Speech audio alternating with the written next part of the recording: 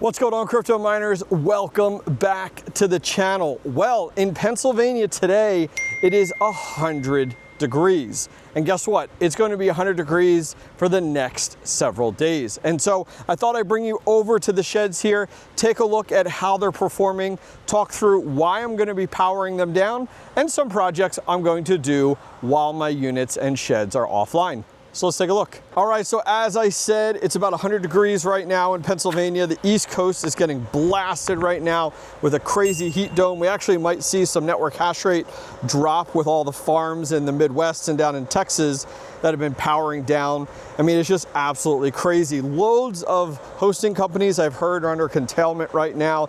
It is just insanely hot. So I thought I'd bring you guys along and kind of show you some things that I have going on here at my sheds.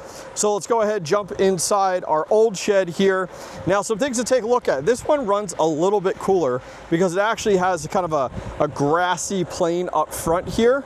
And you'll see on the next one, it's all stone. So it's a little bit cooler than the other one there. Well, let's go ahead and jump inside because regardless, it's hot. So I'm going to try to talk as loud as I can here. Let's take a look at some of our miners right now. So everything's up and running. Nothing is down, nothing is problematic, but I am going to be powering everything off just to be careful. I don't want to overdo anything, especially to cause some damage. So right now on our intake wall, it's 105. This is actually the hottest it's been since I put these batteries in. So all year, this is the hottest it's been on this side of the wall here. And I actually have a number of these Govee plugs. These are kind of sensors throughout my sheds. These are awesome. I'll throw up a quick little screen here. I kind of have them labeled on my intake side, my exhaust sides, in all different places. And they're actually relatively cheap, which is really, really nice. So anyways, it's 105 on the intake side, but then taking a look at kind of the exhaust side here, you know, the heat, ambient heat coming off. Look, we're at 108 right now on this shelf. I mean, it's hot, dude. You can see I'm glistening in here. It's just hot overall. Down below, it's a little bit cooler down here, about 104 on this side. So in this shed, we have a lot of Volk miners. We have some S21 Pros, some L7s. We're going to be retiring a lot of these here shortly. We have more L7s. We have an S21 in here, an AlphaPex DG1 Plus, and we have some L9s and such as well in here. What's this guy down here? S21 as well. So with that said, we are going to power things off in this shed before the end. And I just want to show you guys real quick. So if I take a look, let's take a look here. So I have brains installed on most of my Bitcoin miners, and this is an S21 XP. We're at 270 terahash, but it's only at 223 right now. And there's some really cool features that Brains has. And even though Brains is really taking care of my miner, I'm still going to make some adjustments. So I have auto tuning on for a power target of 3645, but Brains has this really cool thing called dynamic performance scaling. And at startup, it's only at 50% of the watts, so it slowly increases. But then take a look. It will go ahead and drop down. It has a power target step value. It'll drop down 300 watts at a time, as low as 2,856 watts, just to keep this mining when it starts to get too hot and starts to overheat. So right now, it's actually tuned down just to keep this up and running. We're actually, look, you can see here about 2.9, so 2,922 watts, and we're only down at, 225. So it has started to step this down in order to keep it up and hashing, because better to be hashing than overheating and damaging the miner. Now, you guys remember that black box out back? That has my Z15 Pro in it, but take a look. The outlet temperatures are almost close to that 90C perspective. That box right now, we're gonna take a look at it. It is insanely hot because it's right in the sun and it's black. Whoever decided to make those boxes black is crazy to me. They should have went with a gray. So check this out. Back here is the upstream data black box. We have it on the back side of the shed, has its own dedicated 30 amp, but it's black. and it just gets so freaking hot. Guys, this is like too hot to the touch. Literally, it's insane. And on the exhaust side of this right now, it's almost 140 degrees Fahrenheit. Now, we've done a pretty good job, and that miner's still up and running. So people question how hot you can run miners at. Well, let's open this up here. So that exhaust side, you see our little white Govee probe down in there? That exhaust side, all that heat's coming in here, getting trapped and blowing out the backside.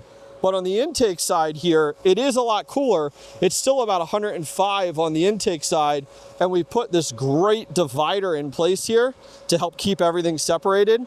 But even then, this thing, the exhaust side is 140 degrees. And guess what? It is not getting cooler anytime soon. I mean, honestly, it is not gonna go ahead and cool off.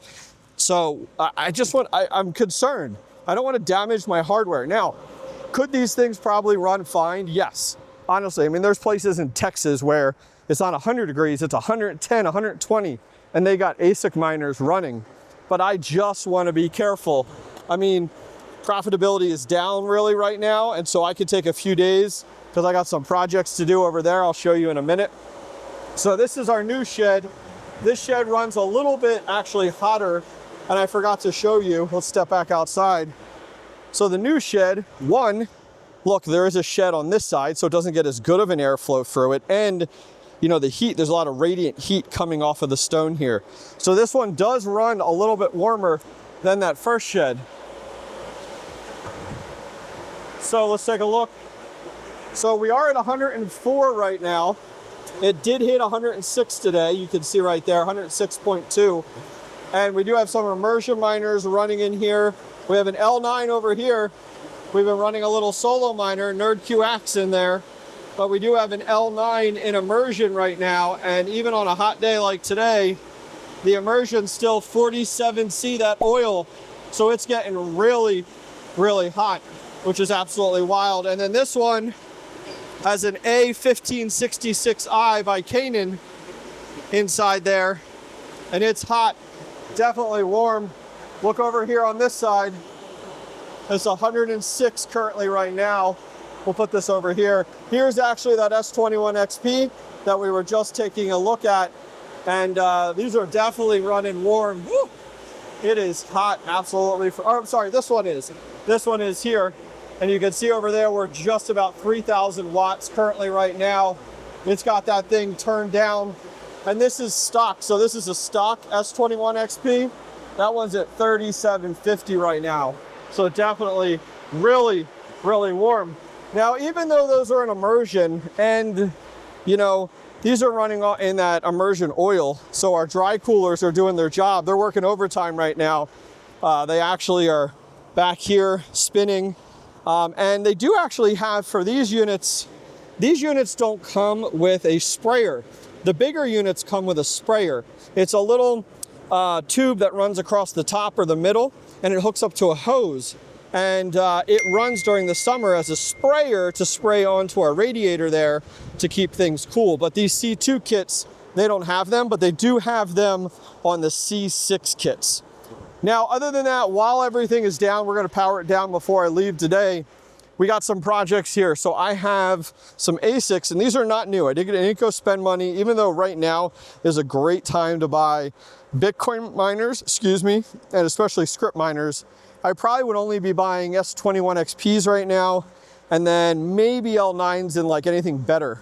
But right now we have 5 units back. I actually got back from a hosting company. So this one here, I'll show you. This, can I get it out? Let's see. This is an S21 Pro. And that's actually going to be heading out to CoreX Hosting. I just started working with them as a partner, and this one is going to be out there. I'm not getting any free hosting or anything like that. I'll be paying direct customer rates. I'll have an invoice every month. So if you guys want my experience with CoreX Hosting, how it's going, they actually do air-cooled as well as hydro. They just got hydro set up, guys. So if you guys are interested in hosting, please reach out to me and let me know. They're actually based in Iowa. They used to be called Iowa Mining, now they're called Core X Hosting, air-cooled and also hydro. And they are working on a new site as well, which is really, really exciting. So then what we got back from hosting is this guy is an L7.